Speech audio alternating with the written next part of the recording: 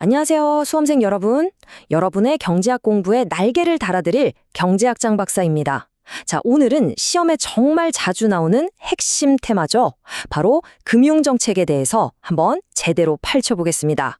이 내용만큼은 머릿속에 확실하게 담아가실 수 있도록 제가 도와드릴게요. 준비되셨죠? 그럼 바로 시작합니다. 그리고 오늘 함께 할 내용은요, 많은 수험생 여러분이 사랑해주시는 바로 그 책, 원샷 123 경제학 핵심 이론 마무리를 기반으로 하고 있어요. 경제학의 모든 핵심을 123개 토픽으로 딱 정리한 책이잖아요. 오늘 이 시간도 책의 컨셉처럼 알짜배기만 쏙쏙 뽑아서 정리해드릴 겁니다. 자기 전에 침대에서 아니면 버스나 지하철에서 이동하면서 편안하게 들어보세요. 어느새 개념이 머리에 착 붙어 있을 거예요. 오늘 우리가 함께 걸어갈 길을 한번 볼까요? 먼저 금융정책이라는 게 도대체 어떤 경로들로 우리 경제에 영향을 주는지 그 큰 그림부터 그려볼 거고요. 그중에서도 가장 대표적인 이자율 경로를 깊이 있게 살펴볼 겁니다. 그 다음엔 자산 가격이나 환율 같은 또 다른 중요한 길들도 알아봐야겠죠? 그리고 마지막엔 이 모든 걸 ISLM 모형이라는 아주 강력한 지도를 써서 한눈에 정리해 드릴게요. 마지막에 여러분을 위한 응원 메시지도 있으니까요. 끝까지 집중해 주세요. 좋습니다. 그럼 본격적으로 한번 들어가 보죠. 자, 생각해 보세요. 중앙은행이 지금부터 시중에 돈을 더 풀겠습니다. 이렇게 딱 발표했어요. 그럼 그게 도대체 어떻게, 무슨 과정을 거쳐서 우리 지갑 사정이나 기업의 투자 결정, 그리고 나라 경제 전체에 영향을 주는 걸까요? 그 비밀스러운 통로들을 지금부터 하나하나 열어보겠습니다. 이걸 경제학 용어로는 통화정책 전달 경로라고 불러요. 말이 좀 딱딱하죠? 근데 내용은 아주 간단해요. 비유하자면 중앙은행이 첫 번째 도미노를 탁 하고 넘어뜨리는 거예요. 그러면 이자율, 자산가격, 환율 같은 중간 도미노들이 차례대로 와르르 넘어지면서 우리가 최종적으로 원하는 국민소득 증가라는 마지막 도미노까지 쓰러뜨리는 그 전체 과정, 바로 이걸 말하는 겁니다. 우리는 이 도미노가 넘어가는 여러 갈래의 길을 지금부터 따라가 볼 거예요. 자, 그 첫 번째 길입니다. 바로 이자율 경로. 이건 통화정책 전달 경로계의 국룰, 가장 기본 중의 기본이라고 할 수 있죠. 교과서에서도 제일 먼저 나오는 가장 클래식한 방법이에요. 금융정책의 효과는 대부분 이 길을 통해서 가장 먼저 또 가장 강력하게 나타난다고 보시면 됩니다. 이 수식을 보세요. 와, 금융정책의 핵심 로직이 그냥 이 한 줄에 다 담겨 있습니다. 자, 저랑 같이 한번 소리내서 따라와 볼까요? 중앙은행이 통화량 MS를 늘립니다. 위쪽 화살표 보이시죠? 그럼 시중에 돈이 많아지니까 돈의 가격인 이자율 R은 어떻게 될까요? 그렇죠. 아래쪽 화살표처럼 떨어집니다. 이자가 싸지면 여러분 뭐라고 싶으세요? 맞아요. 돈 빌려서 소비 C를 늘리고 기업들도 와, 이자 싸다 하면서 투자 I를 늘리게 되겠죠. 이렇게 소비와 투자가 늘어나니까 나라 전체의 총수요가 증가해서 최종적으로 국민소득이 쭉 올라가는 겁니다. 어때요? 정말 명쾌하지 않나요? 방금 본 그 흐름을 문장으로 한 번 더 정리해 볼게요. 자, 1단계.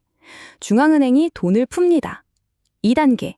시중에 돈이 흔해지니까 자연스럽게 이자율은 하락.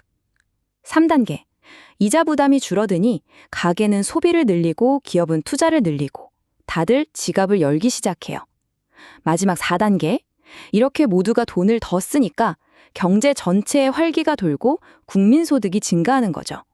이 4단계의 논리적인 흐름, 머릿속에 사진 찍듯이 딱 저장해 두세요. 그런데 말이죠. 중앙은행의 정책이 이자율이라는 고속도로로만 달리는 건 아니에요. 우리 경제는 훨씬 더 복잡하고 다양한 샛길들이 있거든요. 이번에는 주식이나 부동산 같은 자산 가격, 그리고 수출입에 직접적인 영향을 주는 환율이라는 또 다른 중요한 경로들을 한번 살펴보겠습니다. 자, 여기 3가지 아주 중요한 길이 더 있습니다. 조금 복잡해 보일 수 있는데 저랑 하나씩 짚어보면 별거 아니에요. 첫 번째, 토빈의 Q 경로. 이건 기업의 투자에 관한 이야기예요. 이자율이 낮아지면 주식시장으로 돈이 몰려서 주가가 오르겠죠? 이때 기업의 시장 가치가 실제 가치보다 높아지면 기업 입장에서는 지금 투자하는 게 이득이네? 하면서 투자를 늘리게 된다는 이론이에요. 두 번째, 부효과는 아주 직관적입니다. 통화량이 늘어서 주가나 집값이 오르면 사람들이 나 좀 부자 된 것 같은데? 이런 기분이 들면서 소비를 늘리는 효과를 말하는 거고요. 마지막으로 환율 경로. 우리나라 이자율이 낮아지면 더 높은 수익을 주는 해외로 돈이 빠져나가겠죠? 이 과정에서 원화 가치는 떨어지고, 즉 환율은 오르게 됩니다. 그럼 우리 수출품 가격이 싸지니까 순수출, NX가 늘어나게 되는 거죠. 어때요? 길은 다 다르지만 결국 모두 같은 곳을 향하고 있다는 느낌이 오시죠? 자, 그럼 여기서 제가 깜짝 퀴즈 하나 내볼게요. 방금 우리가 살펴본 이자율 경로, 토비네큐, 부효과, 그리고 환율 경로까지. 이 복잡해 보이는 모든 경로들의 결정적인 공통점이 뭘까요? 힌트는 시작점과 도착점입니다. 한번 생각해 보세요. 네, 바로 정답입니다. 시작은 중앙은행이 통화량을 늘리는 것, MS 상승으로 모두 똑같고, 최종 목표는 국민소득을 늘리는 것, Y 상승으로 모두 같다는 점이죠.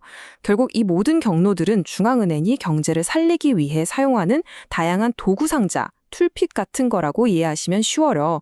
목적지는 하나인데 가는 길이 여러 개인 셈이죠. 자, 이제 제가 제일 좋아하는 시간이에요. 지금까지 우리가 말로 풀었던 이 모든 복잡한 이야기들을 경제학자들이 가장 사랑하는 지도, 바로 ISM 모형 그래프로 한 방에 정리해 보겠습니다. 글자로만 보던 게 그림으로 어떻게 살아 움직이는지 직접 보면 개념이 훨씬 더 선명해질 거예요. 자, 그래프 한번 보시죠. 세로축은 이자율 R, 가로축은 국민소득 Y입니다. 파란색 IS 곡선과 빨간색 LM 곡선이 만나는 저점. 저기가 바로 아무런 정책이 시작되기 전 우리 경제의 최초 균형점이에요. 모든 것이 안정된 딱 출발선이라고 할 수 있겠죠. 바로 이 순간 중앙은행이 돈을 풀겠다, 즉 통화량을 늘리는 확장적 금융정책을 실시합니다. 이 행동이 그래프에 어떤 변화를 가져올까요? 네, 바로 화폐 시장의 균형을 나타내는 LM 곡선을 오른쪽으로 LM0에서 LM1으로 휙 이동시킵니다. 왜 오른쪽이냐고요? 간단해요. 시중에 돈이 더 많아졌으니까요.